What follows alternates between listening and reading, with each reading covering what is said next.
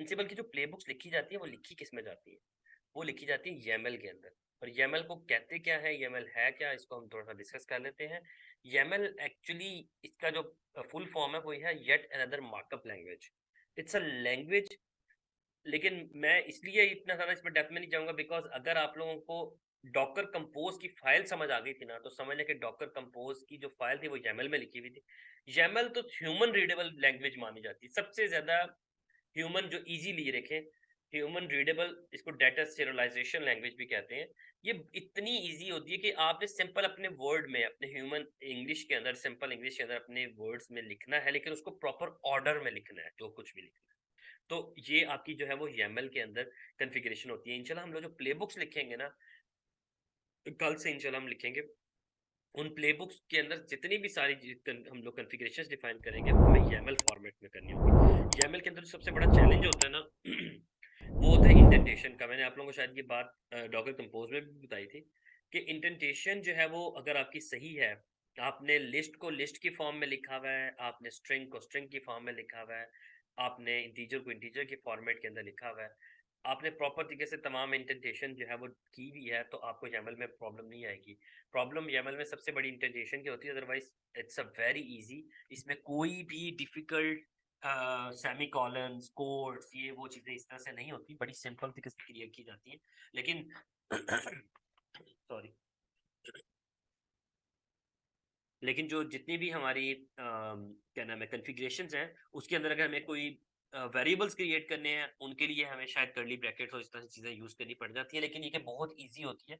इस लैंग्वेज के लिए आपको कोई बहुत ज़्यादा स्किल की ज़रूरत नहीं है, लेकिन मैं ये ज़रूर सजेस्ट करूँगा कि अगर डेवऑप्स में ज़्यादा ग्रो करना है, तो उसके लिए आपको YAML अच्छे से आनी चाहिए, क्योंकि YAML आपको डॉकर में भी मैंने जिस तरह बताया आपको यूज़ हो रही थी, एंसिबल में भी यूज़ हो रही है, आगे जाके ये क्यूबरनेटिस में भी YAML की यूज़ हो रही होगी। तो आप लोगों को YAML को बड़ा करना है अच्छे तरीके से। अब ये यहाँ तक था इसका इंट्रोडक्टरी सेशन। किसी का क्वेश्चन है, क्वेश्चन कर लो मुझे, अदरवाइज फिर हम लोग सेशन खत्म करेंगे आज का। जस्ट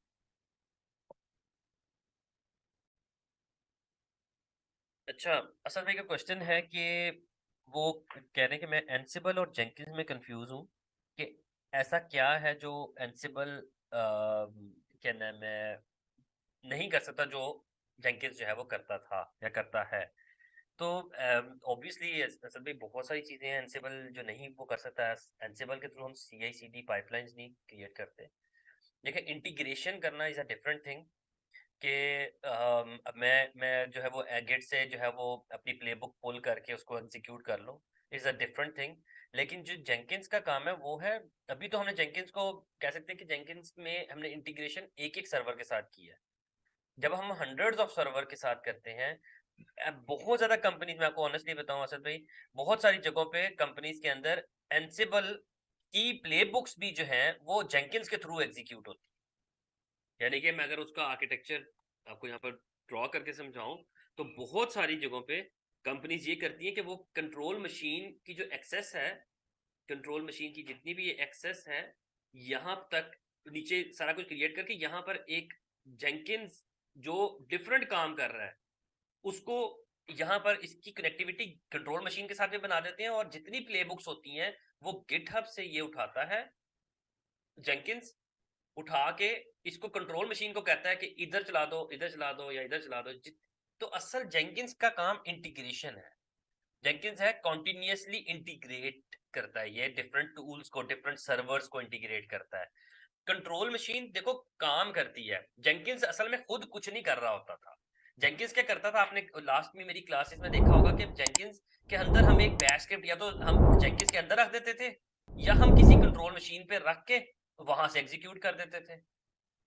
अब जो हम लोगों ने लास्ट प्रोजेक्ट, जो कि मेरा आई नो दैट कि जावा की एप्लीकेशन वाला प्रोजेक्ट पूरा कंप्लीट नहीं हुआ, उसकी रिकॉर्डिंग मेरे पे ड्यू है, एंड पे ड्यू रह गई थी, क्योंकि वो सारी बन गई हुई है। सिर्फ वो जब मैंने एप्लीकेशन वेरीफाई की थी, यानी कि जो पाइपलाइन फाइनल चलाई थी, तो वो फेल हो गई थी, but I will complete it सून इंशाल्लाह। तो अब एक्चुअली वो कर क्या रहा था, वहां पर भी यही था कि हमारे पास डिफरेंट ब्रांचेस थी, डेव की, स्टेजिंग की और प्रॉड की।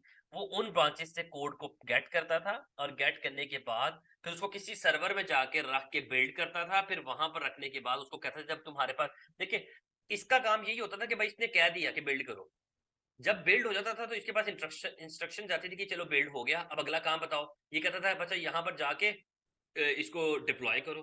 तो बात ये कि जेंकिंस का काम अभी तो मैंने एक सर्वर की बात की है।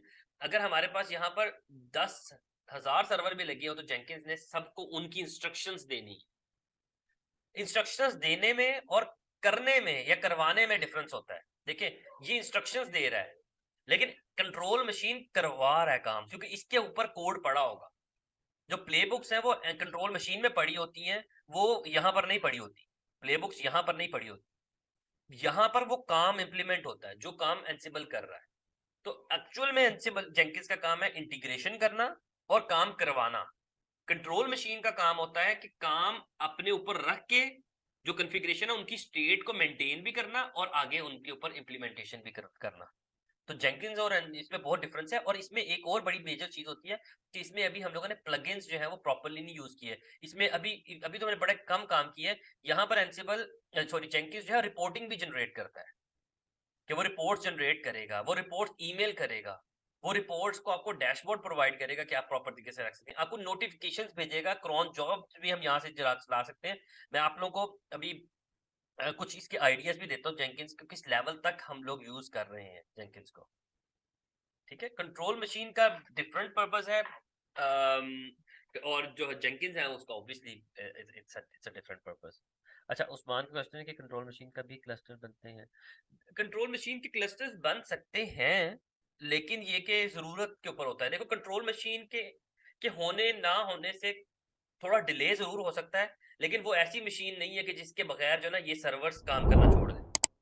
देखो, जिस तरह मैं हूं, मेरा लैपटॉप है, अगर तो ये लैपटॉप तमाम सर्वर को चला रहा है तो फिर मेरे सर्वर को या मेरे लैपटॉप को चलना चाहिए हर टाइम। लेकिन अगर ये सिर्फ इंस्ट्रक्शंस दे रहा है तो इसको हर टाइम बेशक ना भी चले, वो अपना काम अपनी जगह करते रहेंगे।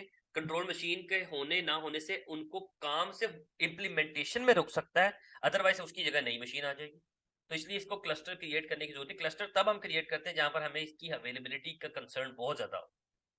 तो एंसिबल की मशीन की अवेलेबिलिटी का इतना कंसर्न नहीं होता कि अगर वो अभी नहीं घंटे बाद वापस आ जाएगी तो कोई मसला नहीं है।